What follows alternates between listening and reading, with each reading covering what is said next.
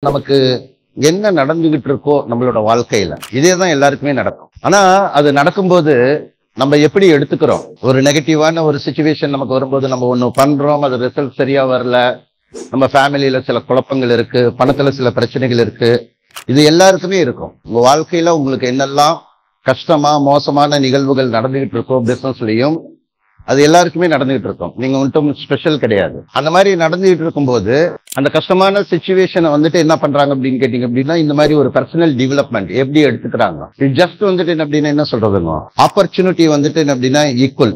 ஆப்பர்ச்சுனிட்டிக்கு முன்னாடி எல்லாருமே ஈக்குவல். நீங்க எப்படி எடுத்துக்கிறீங்க? நீங்க ஒரு சின்ன கஷ்டம் வரும்போது, ஒரு சின்ன பிரச்சனை வரும்போது, ஒரு சின்ன ரிஜெக்ஷன் வரும்போது, சின்ன ஒரு டெம்பரரி ஃபெயிலியர் வரும்போது நம்ம அதை பர்சனலா எடுத்துக்கிறோம்.